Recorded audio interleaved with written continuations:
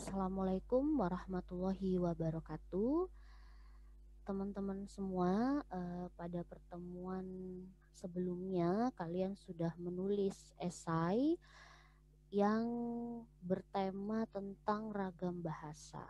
Nah, pada video sebelumnya pun kalian sudah saya berikan beberapa jenis kesalahan penulisan ejaan yang sering muncul di dalam tulisan, ya, dan itu sesungguhnya terjadi juga dalam tulisan kalian. Nah, di sini saya memiliki beberapa tulisan dari kelas A, B, C, D sampai F. Saya ambil yang kebetulan kesalahannya sebenarnya ini bukan tulisan teman kalian yang paling salah, bukan, tapi ini kebetulan random saya lihat ini kesalahannya lebih lebih bervariasi gitu ya, lebih menggambarkan materi kesalahan yang akan saya jelaskan kepada kalian gitu. Jadi saya juga mohon maaf kepada beberapa orang yang naskahnya saya ulas hari ini, karena saya tidak sempat menghilangkan namanya, jadi mohon diikhlaskan sebagai media pembelajaran untuk pemahaman teman-temannya satu kelas begitu ya. Nah, kita mulai dari tulisan teman kalian. Di sini esai ragam bahasa. Nah, saya akan menunjukkan kepada kalian gitu ya, bagaimana pentingnya ejaan di dalam kegiatan menulis. Jadi kalau kalian menulis sebuah naskah, mohonlah ya, kalian melakukan swasunting atau menyunting sendiri, menyunting terlebih dahulu sebelum kalian kirimkan tulisan itu kepada orang lain untuk dibaca gitu ya. Kenapa? Karena agak berat gitu ya, atau agak pusing gitu seorang pembaca terus baca tulisan kalian yang dari segi ejaan tuh amburadul, salah ketiknya banyak gitu ya, terus tanda bacanya nggak pas, kemudian ini satu paragraf atau berapa gitu ya. Nah, dari segi hal-hal itu setidaknya kalian bisa meminimalisasi gitu. Jadi ketika sudah dibaca oleh pembaca, tulisan kalian tidak begitu amburadul. Nah, ini teman kalian menulis tentang mengapa pengguna bahasa tidak baku lebih banyak daripada pengguna bahasa baku. Oke, saya tidak menyoroti kontennya ya, karena pada hari pertemuan kali ini saya hanya akan menyoroti dari segi tiga aspek yang pada video sebelumnya sudah saya ulas, yaitu pada penulisan huruf, penulisan tanda baca, dan penulisan kata. Nah, pada tulisannya si ini gitu ya, saya sangat menyayangkan kenapa ini disebut sebagai satu paragraf gitu ya. Padahal kalau kita cek gitu, ini belum bisa kita sebut sebagai satu paragraf gitu ya. Karena ini hanya terdiri satu kalimat dan dia bukan kalimat langsung seperti dalam novel, dalam cerita pendek yang dia dihitung sebagai satu paragraf. Tapi nggak apa-apa ya, yang saya mau luruskan adalah penulisannya. Oke, dari kalimat pertama ini ya, tujuan dibuatnya bahasa, ini juga udah muncul kesalahan nih ya. Satu kesalahan. Apa salahnya di sini? Salahnya simple. Dia lupa bahwa dia ketemu dengan kata buat. Harusnya ini ditulis serangkai, bukan di spasi, gitu ya. Bahasa adalah agar memudahkan manusia untuk berkomunikasi. Oke, ini sampai akhir lumayan lah. Tapi ini nih, karena bahasa itu masuk dalam kategori bahasa suku dan bangsa yang harus ditulis kecil, apalagi ini belakangnya nggak ada nama bahasanya, tentu ini harus ditulis dengan huruf kecil. Jadi ini jangan dikapitalin ya. Oke. Berikutnya, seperti yang kita ketahui, setiap bahasa punya bahasa bakunya. Ini partikel ya, kumunya, jadi harus ditulis serangkai. Ini dihilangin nih spasinya, nggak boleh. Jadi besok kalau menulis artikel sebagai tugas mata kuliah bahasa Indonesia, sudah tidak ada lagi kesalahan yang sama ya. Jadi kalau masih ada di antara kalian teman-teman nulisnya masih salah, ya nilainya makin saya kurangi karena saya sudah menjelaskan itu gitu ya. Tapi kalau yang ini saya maklumin karena memang saya tidak menjelaskan dan baru saya ulas pada video kali ini. Nah, masing-masing ini juga salah nih. Salahnya apa? Dia kekurangan tanda baca, yaitu tanda baca hubung. Jadi ini harus dikasih tanda hubung.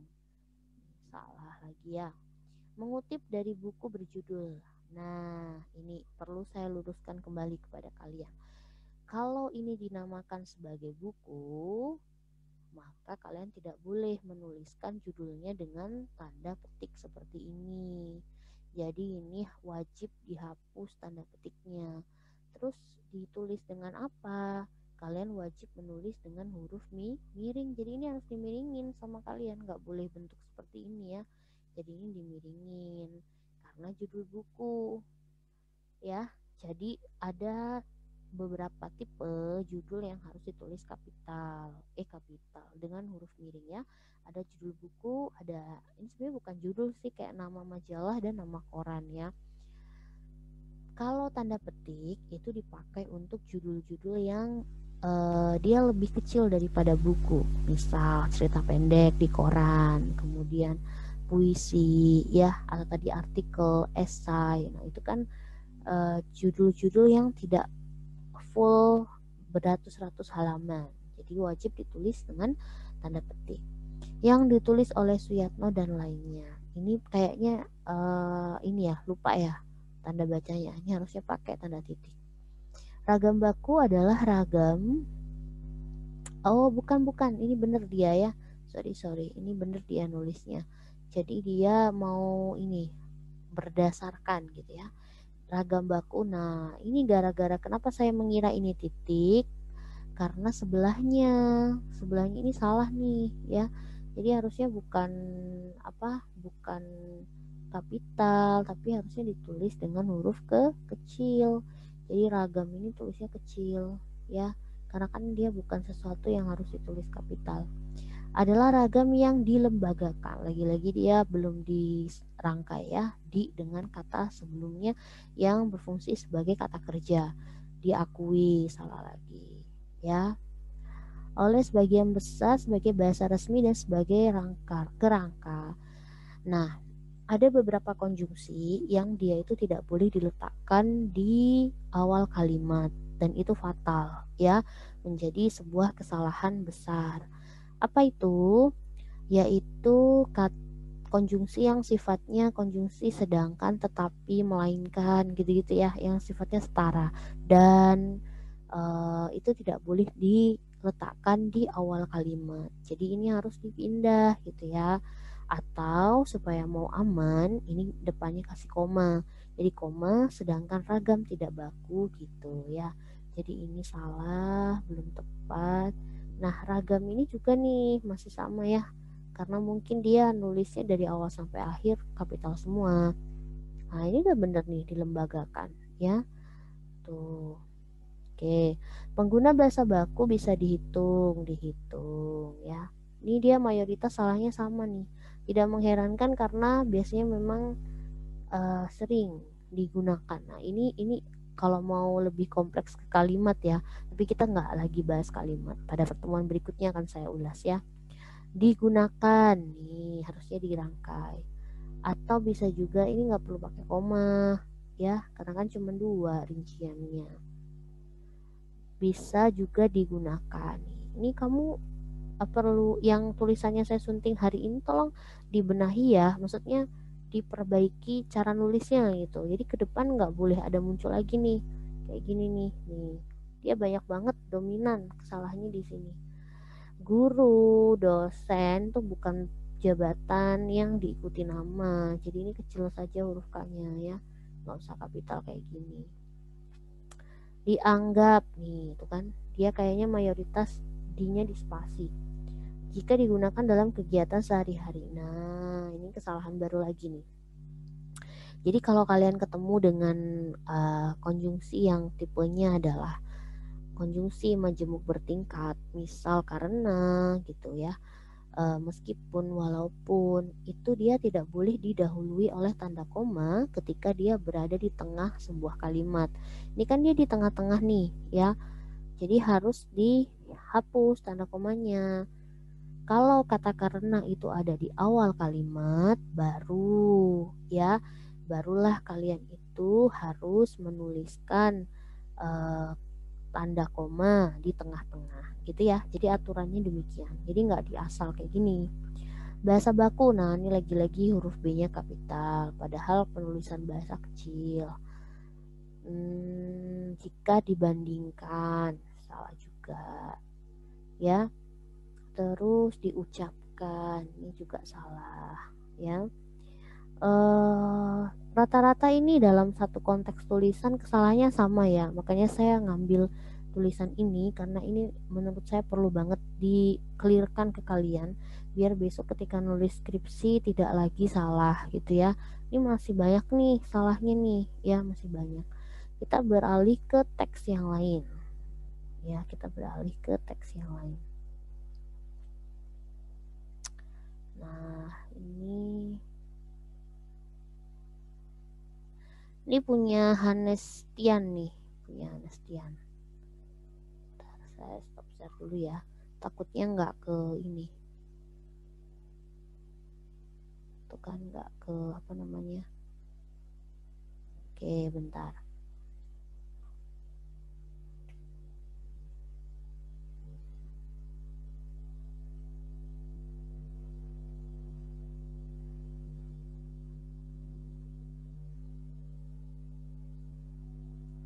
Nah, sudah ya. Oke, maaf ya Hanestian, belum dihapus namanya. Nah, pada tulisannya si Hanestian ini, sorry, kebesaran. Sebenarnya tidak terlalu ini ya, tidak terlalu bermasalah gitu. Cuman ada beberapa titik yang perlu saya luruskan gitu. Ketika kalian mengutip seperti ini nih, detik.com, ini baiknya ditulis dengan huruf miring. Ya, karena ini kan nama instansi ya, nama instansi koran. Mengatakan bahwa perubahan bahasa yang digunakan sekarang sangat dipengaruhi oleh berubahnya zaman. Maksudnya adalah bukan kita. Nah, ini nih yang tadi yang kemes saya tuh mau ngelurusin. Jadi teman-teman, untuk kata ubah gitu ya, itu kalau ditambah dengan imbuhan me jadinya mengubah ya, jadi bukan merubah seperti ini. Kalau dijadiin merubah seperti ini itu jatuhnya itu hewan rubah ya, jadi harus apa ya namanya, harus diganti dengan istilah mengubah ya, karena kata dasarnya ubah bukan rubah. Nah, ini dia pinter nih ya, sebelum langsung tetapi pakai koma, good job. Terus sekalipun juga dirangkai punya, jadi ini nggak banyak salahnya, cuman ada waktu saya baca gemes gitu, mau saya lurusin ke kalian karena biar tidak menjadi kebiasaan di kemudian hari gitu ya. Oke, nah ini satu lagi nih, saya tadi nyari di mana salahnya tadi ya. Nih, kata di mana. Sebenarnya kita itu kan lahir setelah banyak bahasa lahir sebelumnya. Oleh karena itu wajar kalau kita banyak mengambil atau menyerap dari bahasa-bahasa yang sudah ada. Satu diantaranya adalah penulisan seperti yang saya tebelin ini nih ya. Jadi kalau dalam bahasa Inggris kita mengenal tuh who, where gitu ya, when, how, ada di tengah-tengah sebuah kalimat yang sebenarnya dia tidak menyatakan kalimat tanya. Nah, itu boleh kalau dalam bahasa Inggris. Tapi kalau dalam bahasa Indonesia ya tidak boleh ya. Jadi kalau dalam bahasa Indonesia tentu kalian harus mengubahnya menjadi kata yang. Jadi di era sekarang gitu ya. Tapi kalau dalam konteks kalimatnya dia ini nggak penting sih. Jadi ini dihapus aja gitu ya. Atau kalian tambahi kata yang di sini nih. Jadi teknologi yang sangat berkembang pesat diikuti oleh, nah ini lagi nih salahnya bahasa ini, nggak usah kapital, kecil aja ya. Oke, itu tuh ini juga nih tanda karena koma ya, karena banyak sekali fakta di lapangan yang menunjukkan. Nah ini di lapangan bener nih di spasi. menunjukkan banyaknya penggunaan bahasa slang di media sosial dan berlanjut terbiasa digunakan. Ini sebenarnya bukan momennya untuk komentari kalimat ini ya, tapi kalau mau dibilang ini bukan kalimat, jadi ini masih salah, tapi nggak apa-apa, nanti di pertemuan kalimat akan saya jelaskan ya. Ini secara tanda baca dia hilang tanda koma di tengah-tengahnya nih, namun juga ya tadi sudah saya singgung di video sebelumnya, ini namun koma nih, jadi belum tepat nih ya, tapi nggak apa-apa, pelan-pelan ya. Oke, terus saya tunjukkan 3 aja kali ya, biar nggak kebanyakan. Bentar, semoga ini bagus. Nah, satu lagi nih, ragam bahasa di lingkunganku. Kalau judul tuh memang paling aman tuh pakai huruf kapital semua ya, paling aman. Tapi kalau mau dijadiin huruf kecil dan kapital, ya ini harus diganti, nggak apa-apa nih, kayak gini nih, kapital. Nah, udah kan, cuman D-nya dikecilin tuh, jadi model kayak gini modelnya ya. Ragam bahasa, nah lagi-lagi bahasanya kapital. Sedih sih ini, kayaknya saya nggak jelasin ragam bahasa yang kapital gini deh. Dari 2 suku yaitu, nah sebelumnya pakai koma dong ya, sebelumnya itu pakai koma. Entah kenapa saya nggak paham deh, ini kesalahan dia dalam mengetik atau seperti apa, atau memang dia kebiasaannya seperti ini. Nah, saya mau ngingetin gitu, jadi sebelum tanda titik nggak perlulah kalian tuh tuliskan spasi kayak gini nih, jadi jelek ya. Jadi ini nggak boleh pakai tanda titik, tanda spasi, kok tanda sih, nggak perlu di spasi. Terus ini sebelum koma juga nggak perlu di spasi ya. Ini mayoritas loh, dia nulisnya kayak gini nih, tuh mayoritas kesalahannya sama ya. Ini yang mau saya highlight di tulisan ini. Terus mungkin satu lagi kali ya, punyanya Faris. Nah, punyanya Faris ini, bentar ya, kita perbesar dulu. Oi, kebesaran. Nah, saya mau highlight ini nih, dia kan di awal-awal pakai nah gitu ya. Ini jangan lupa pakai koma ya. Jadi untuk ungkapan-ungkapan atau bukan ungkapan sih, kata-kata yang menunjukkan seruan, kata seru itu harus dikasih koma gitu. Nah, sebenarnya ragam bahasa itu apa sih gitu?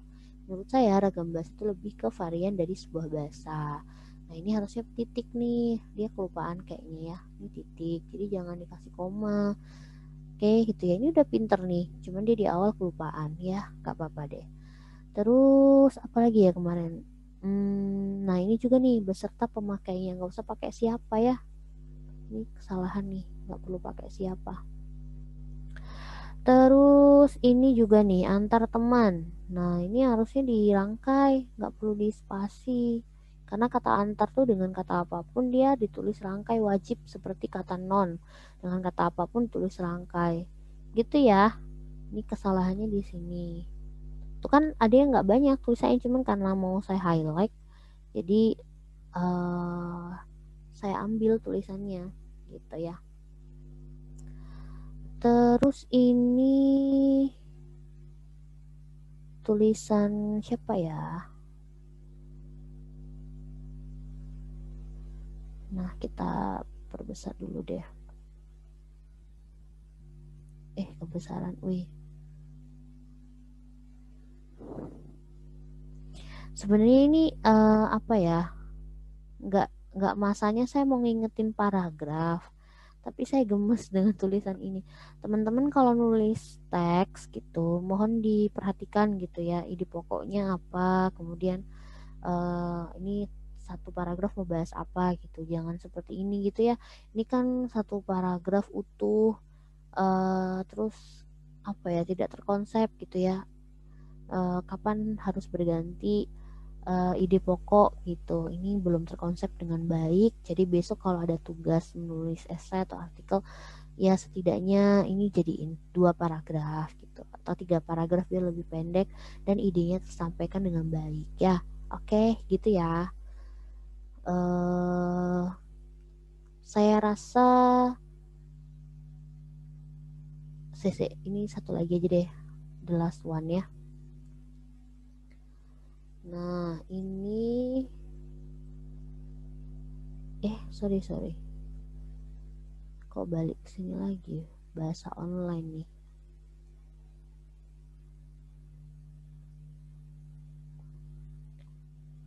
Nah ini ya, ini sebenarnya saya mau highlight tanda baca sih. Ini mencolok banget soalnya salahnya.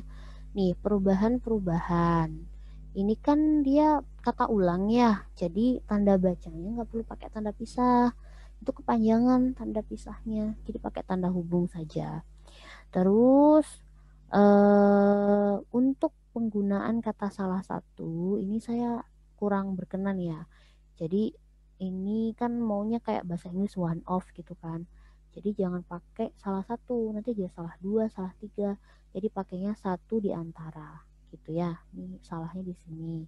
Terus untuk istilah-istilah teknologi yang belum ada padanannya dalam bahasa Indonesia, dimiringin, ditulis pakai huruf miring. Oke, kayak gini nih WhatsApp story ini dimiringin. Ini kalau saya baca tulisannya dia ini kebanyakan pakai istilah asing. Nah, dia tuh lupa buat dimiringin. Jadi dimiringin ya. Terus sehingga itu sama dengan sedangkan tetapi melainkan yang tadi dia nggak bisa ada di awal kalimat. Jadi dia harus ada di tengah kalimat. Gitu ya teman-teman ya. Saya rasa itu saja untuk Suasunting ya. Semoga kalian bisa memahami dengan baik.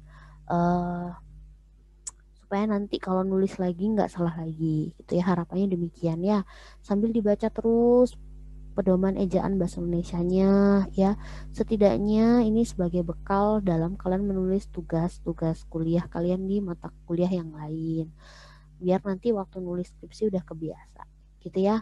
Oke, itu saja materi dari saya cukupkan. Wassalamualaikum warahmatullahi wabarakatuh.